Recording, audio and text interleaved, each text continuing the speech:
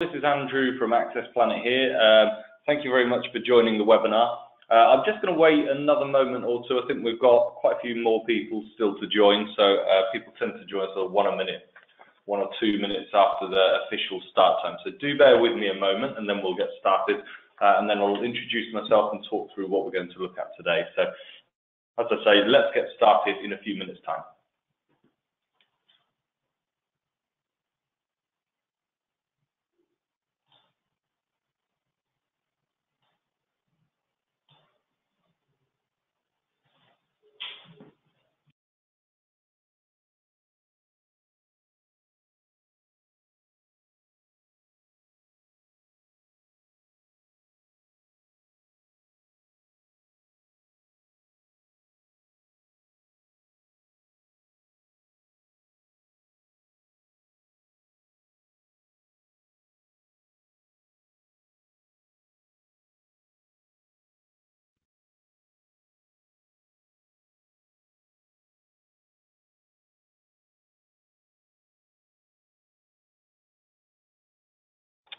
Okay, so it's a couple of moments past 11 now.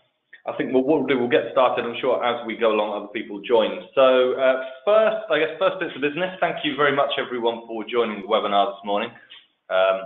Business Strategy Workshop, is your business ready for 2018?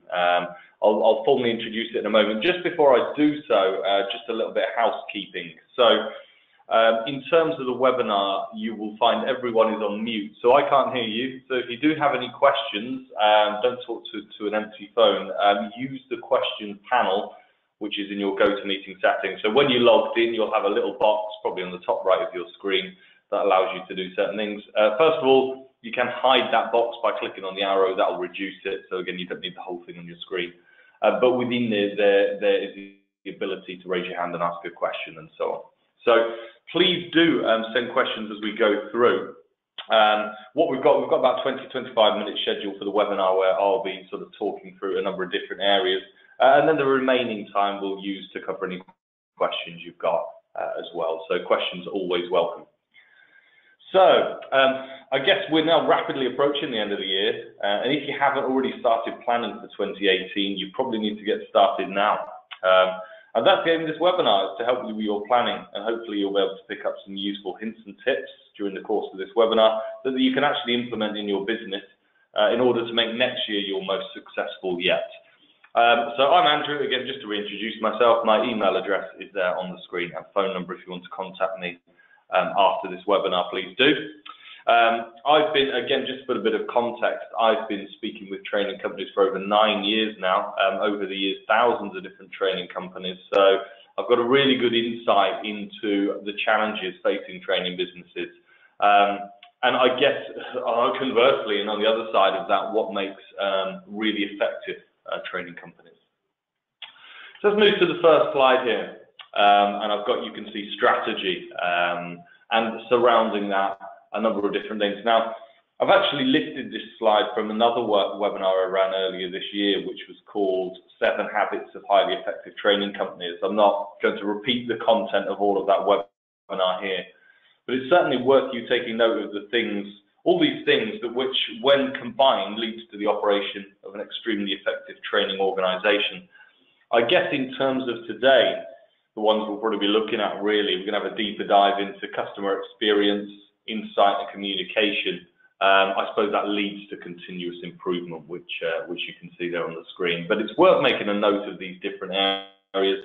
I'll talk a little bit more about this at the end of the session, actually, because there is a blog around this, which is certainly worth reading.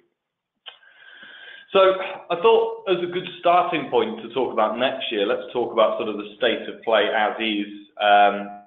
Every year we launch an industry training survey where we ask a series of questions to organizations within the training industry, and we use this as a method to find out more about the current state of the industry, major concerns that training companies have, and maybe opportunities that are out there, and lots of sort of specific questions about different areas of their business. So I think let's start by talking about some of the findings of the survey, really, to see where we are at the moment. Okay. So let's talk. I'll just bring up 3 stats on the screen here. I'll come back actually to the first one in a moment, but let's look at the costs here. So I think in terms of these statistics on the screen, probably I suppose the 2 on the right are probably a little bit worrying, although perhaps not that unexpected. So again, companies are certainly, training businesses certainly sort of feeling the squeeze. I'll sort of run another statistic by you, which probably explains some of this. So again, this comes actually from a Deloitte study last year. And back in 2009, up to 41% of learning and development expenditure was spent on outsourced services. So that, in other words, HR departments were willing to spend a lot of their money on external training and things like that.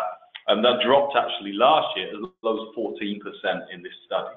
So you can see that that's a vast, vast reduction in terms of how much organizations are wanting to spend or are spending on external training services and external learning.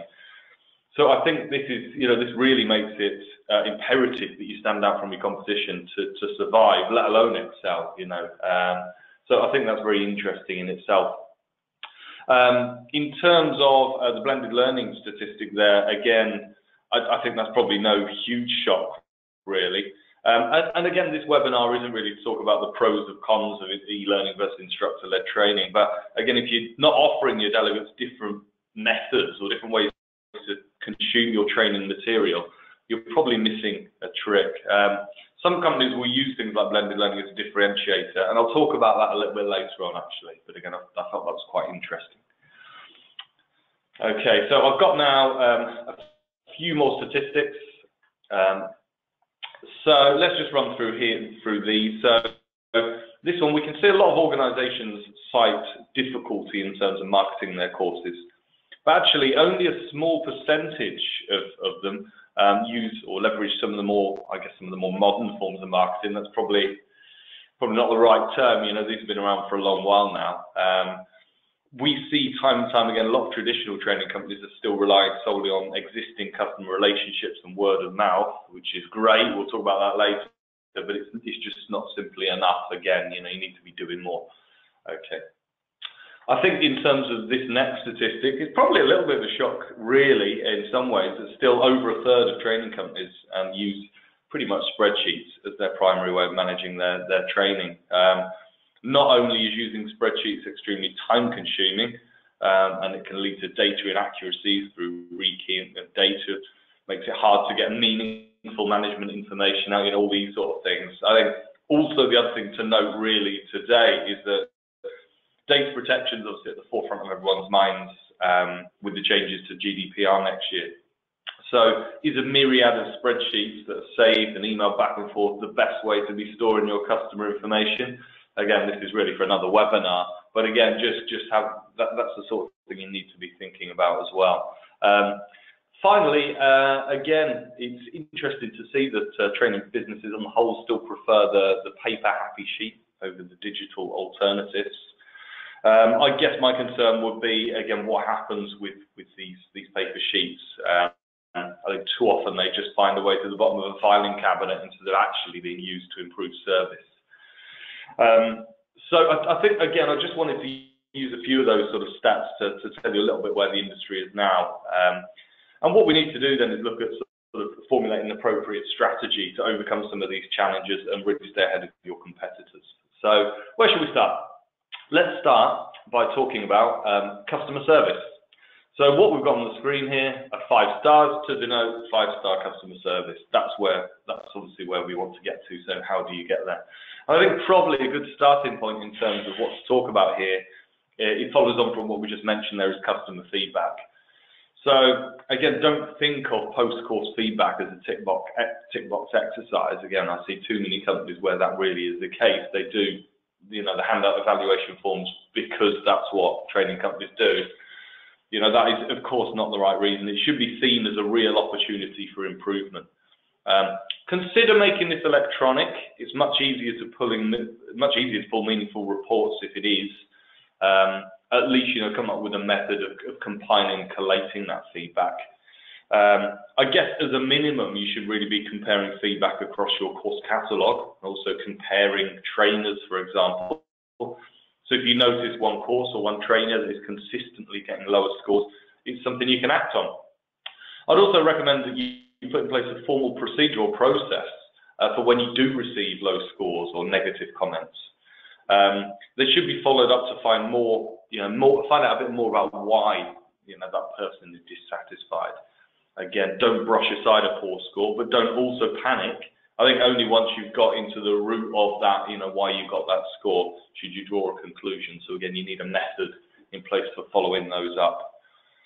Okay, so that's a little bit about feedback. I think that the next thing I want to talk about with customer service is introducing consistency across all customer touch points. So what I mean by this is for you to start thinking about every point of contact you might have with the customer and what they receive from you or what communication there is at that point. So let's think of a simple comparison we're probably all familiar with. What happens when you buy something through Amazon? First of all, you'd get an order confirmation email, usually then get an email about shipping, one about delivery, when it's dispatched and things like that, and then finally a feedback request. You're kept informed at every step. Every step is very consistent. Again, it's all branded the same and so on. So I think, again, as a training business, what you want to think about, Amazon's quite an easy example in some ways because it's mainly sort of issuing products. It doesn't have as many difficulties or, I guess, as many sort of nuances to it. But again, start to think about what information do you send when, let's say, a potential customer makes a course inquiry, or when someone books a course. What do you send out pre-course? Pre-course reminders? Is there pre-course work that you need to issue? Pre-course surveys, questionnaires? What happens post-course? What happens again with evaluation forms? Do you need to email those out? What do you do with that information? Certificates to delegates, how do they get those? Copies of, again, post-course materials. Again, these are all touch points you need to be thinking about. And then think about the exceptions to that. That's an easy journey. Someone books and they go on the course, they complete the course. What happens to people who cancel a course? What happens to people who transfer? People who fail, no attend? Again, each of these in itself is probably going to involve some sort of communication from yourself. So then also think about that communication. What form does it take? Is it an email? Is it by email? Is it by SMS? That's one that's quite common, things like course reminders, things like that. Or could that communication be via a sort of dedicated customer portal as an alternative? Okay, so lots to think about there. And what I would advise is if you haven't already thought about these touch points, or if you were just sort of working on, we've always done it that way, then sort of take a step back. And again, now's a good time. What I'd advise is you get a couple of big bits of A3 paper and start to draw out flowcharts for your most common processes. And within there, you include the customer touch points, such as you could pull apart things like your inquiry management process or your course booking process, and think about how you can provide that timely information when the customer needs it. And again, you can just draw those out. There'll be flowcharts for lots and lots of different parts of the business there. Then you can start working on, I guess, when you know what the touch points are, the content of the communications. So in terms of the content, again, is everything consistent? What is it the customer would really appreciate at that point? What information needs to be in there? Again, it's making your life as simple for the customer so they don't have to phone you up with questions about, how do I get to this venue or whatever it might be. Again, all of that information's covered. Again, that'll save you time and it's a better service, more consistent. I guess just on a side note, the good news is that you don't, all of these touch points don't have to be you sending out an email out of Outlook. Again, this is one of the reasons we exist. You could use the training management system to automate the sending of all this stuff, again, as long as you build in those sort of processes. So also what I want to talk about, again, harking back to what we said a little bit earlier about blended learning, is about maybe adding value. And let's use an example here. Let's say you're looking at two identical instructor-led training courses with two suppliers. Let's say the costs are pretty much the same. Well, who do you choose? Supplier A offers only the classroom session, where supplier B offers the classroom session, but also a portal where you can access pre-course material, maybe some introductory learning modules, and the post-course gives you a full set of course materials to access and download. You know, you're going to pick B because you've got that value-added service. Again, it's giving you something a bit extra, also allowing, again, delegates perhaps to consume learning in slightly different ways. Again, it's not replacing the instructor-led element, and again, you know, that's for a different webinar. In certain cases that might work, certain there aren't, but you're differentiating yourself from your competitor. And again, there's lots of tools out there that you can use, I guess, to give people access to sort of learning zones and portals and things like that, including things like our system. So there's a few top tips there, I think, for talking about customer service. So again, just to sort of reiterate there, so again, communication and consistency in there. You know, how can you differentiate, particularly using blended learning and things like that, and make sure you use your course feedback. So next thing I want to talk about is leveraging more customers. So again, on your screen now, maybe this is where you are, these are your customers. Well, of course you want to get to here. We want to get more customers. And let's start with some good news. If you're already providing that 5-star customer service, then you've already made a good start. Because again, interestingly, from our training industry survey, it became apparent word of mouth still hugely important to training businesses and very powerful as well. So if your service is 5-star, if you've done some of those things we just talked about, then you should start to see more referrals. And perhaps if you want, you could help the process of referrals along by creating a referral program or scheme. You could offer some sort of incentive to your existing customers for introducing new customers. So that could be sort of free discounted training or free training materials. I guess, you know, again, whatever you can think of there. But again, that is the first part. I think the next part, when we talk about leveraging customers, is having a good CRM. And again, that's vital. And whether that's part, you know, separate CRM that you've got in place as a business or part of a wider training management system.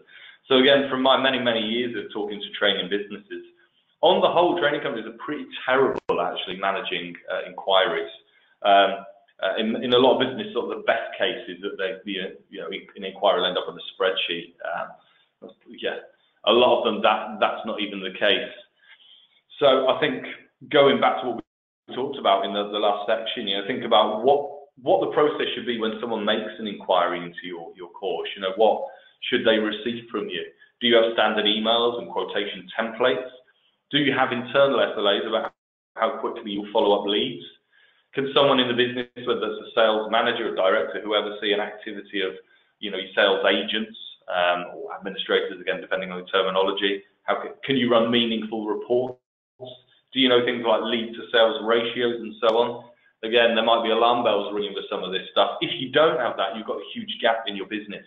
I mean, you need to make sure every lead that comes in is effectively followed up, and you can start to track that. Again, you might start to see patterns in across the team. You know, who's actually more effective at taking those inquiries through to a sale. So I guess following on from that, we can also talk a little bit about email marketing. Again, for time today, I'm not going to talk about this in a huge amount of detail. But what I want to talk about, targeted email marketing, not spam. And again, I think we've seen over the last few years a huge move away, I guess, in sort of ideology away from sort of the mass emails as much as possible towards retargeted emails. So I guess as a training business, there's a few really easy sort of quick wins with this. So when someone completes a course with you, are you following up to encourage them to book a natural follow-up, of course, that's of interest? Again, that could form part of a post-course email. So it could be, here's your certificate, why don't you now go on and book this course, with a link to your website or something like that. I guess for any training business that runs the sort of courses that have expiring certification, the single easiest way to get repeat business is to target the companies and people who've got those expiring qualifications. Again, you'd probably be shocked at how many companies who are, offer perhaps let's say health and safety style training, and I asked them, are you making sure you follow up with every single expiring certificate, because that'll be your quick win. They've done they've already trained with you before. It's not a hard conversation. And again, they're not. Now that might be again because they're finding it hard to get that information and get that data. again, that's something we can help with. We can make it easy to create lists and send out targeted emails to these sort of people.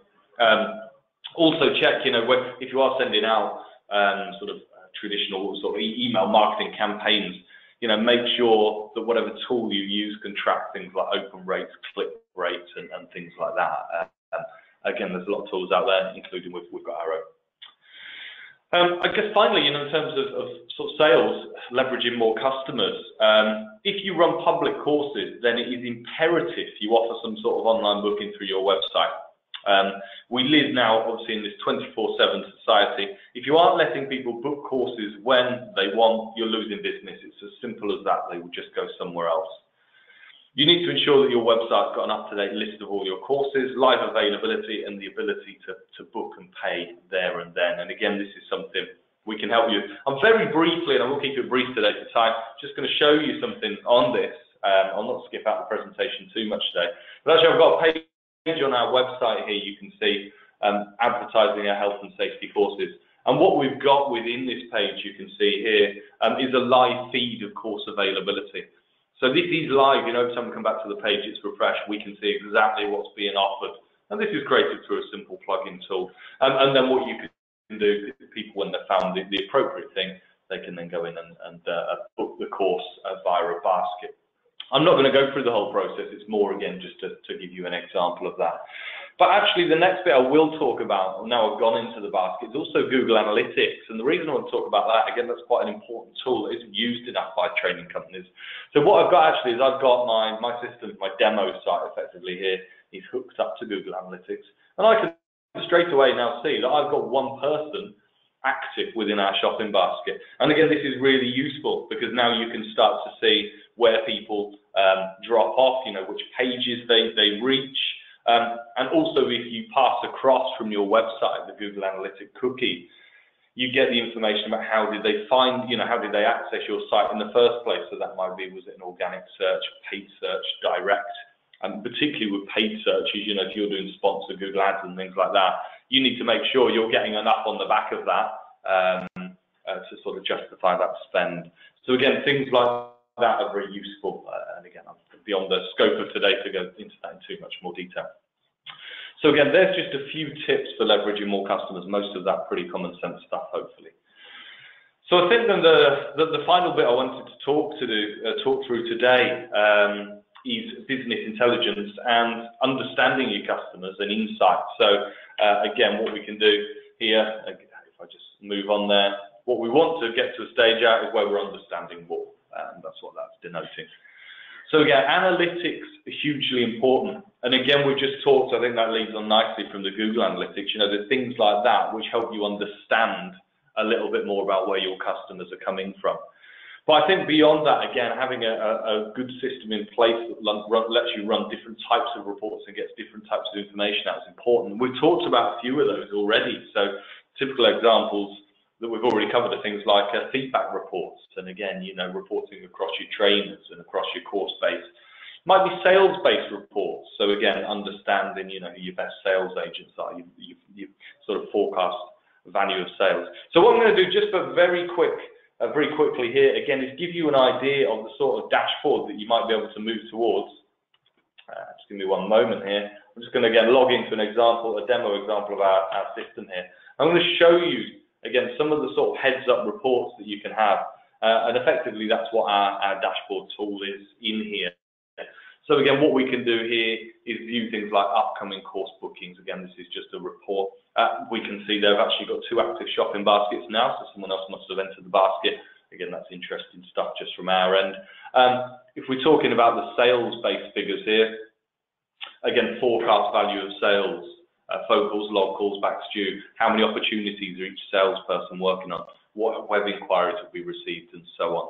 And again, what you can start to do, if you've got a tool like this in particular, it makes it really easy to start to get meaningful information out there and doing something with it. So again, it might be a case of understanding, who your best customers are, who actually spends the most on training with you, how do you treat those?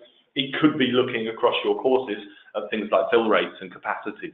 Which of your courses have been very popular versus to those that haven't sold very well? Again, which are the most profitable? So again, there's lots of different sort of things you want to do with that, and certainly a lot of that helps with when we talk about strategy for next year. I mean, that could include scheduling for next year. So again, making sure you put on the right number of courses, you know the seats you will fill. So again, reporting crucial, really, using those analytics and that information. So again, I've got one eye on the clock. I've skipped over a little bit on there because I'm conscious we've only got a few minutes left. But I want to return to this slide that we looked at the start. So again, this was, as I say, this came from a separate webinar we ran called 7 Habits of Highly Effective Training Companies. By the way, if you type in the comments box that you would like to view a copy of this other webinar, I can email a link over. Also on our website, there is a blog which contains information about this. So again, if you visit our website, just go into blogs and you will find that. Because I think all of these, again, we've touched on some of these points within here today. And again, I think we've not looked at things like innovation today, but you can stay ahead of the competition. You can set a really good strategy just by continuing doing what you're doing, do it better. Again, that continuous improvement. So hopefully that's helped a little bit. So what we'll do now, because we've got a few minutes left, is hand over for any questions I've received. So I'm just going to a colleague to just slip me a bit of paper with a few in there. Okay, and someone's got a question straight away about at the start. Yes, someone's asked basically in those opening slides where we talked about training companies being worried about revenue and finances. Again, how can you reduce costs? I suppose what we've talked about really today is doing things better to try and increase sales by offering a better service, getting more from your existing customers. We've not really talked about reducing costs. And I suppose actually a lot of the reason we exist is actually to do that. So again, I suppose if let's refer back to the customer service section. All those customer touch points that we recommend you introduce, by no means would I say you should be doing that stuff again manually. Our system can help automate that. So again, our tool, you'll find more on our website. We typically, what most training companies who implement our software will save at least 50% of their overall admin time. So again, our software should pay for itself, and that's the theory behind it. I guess let's look at the next question here. So sorry, I was about to jump onto another one there, but yeah, we've had another one here. I guess someone said, that what's so bad about using spreadsheets? There's probably an organisation, one of the many that still use that. Again, I think I talked about this a little bit at the start, but I guess spreadsheets aren't ideal in the long run. What we tend to find is that it's not, if you're a training business and you've got spreadsheets, it isn't just one, it's multiple, because you've probably got one spreadsheet to track, your bookings, one spreadsheet to track your courses, one spreadsheet to track who's paid and who's not. And what you end up doing is, again, it's duplication of work. So again, it's a time-saving thing, ultimately cost-saving. Stop duplicating that information in multiple places. So that's probably the main reason. Also, as I mentioned earlier, sort of data integrity as well. Someone's also asked, where would I start? So I'm not quite sure exactly what I mean by that, but in terms of sort of taking forward the ideas from this webinar, again, it's just a case of think about those different sections.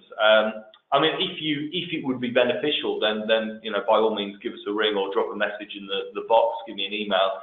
I'm quite happy to obviously talk to you about your business, what you're using at the moment, and potentially, if there's ways we can help you. Even beyond that, I'm not just purely trying to sort of sell what we do here, but I'm happy just to have an informal chat, see if there's any suggestions we can do. So, yeah, I think that'll be the next stage. So if anyone does want to find out more about our software, want to see a demo or anything like that, see how it would work for their business, then please get in touch. But otherwise, I think we're just about on our time here. So a massive thank you to everyone for attending the webinar today. Hope you found it useful. We've been recording the session, so what we'll do post-webinar is send out a copy of the recording to people as well. And obviously then you can share it with colleagues if you want. As I say, do get in touch. My details on the top right there if you'd like to learn any more. But otherwise, we'll leave it there. Thank you very much, everyone, for attending.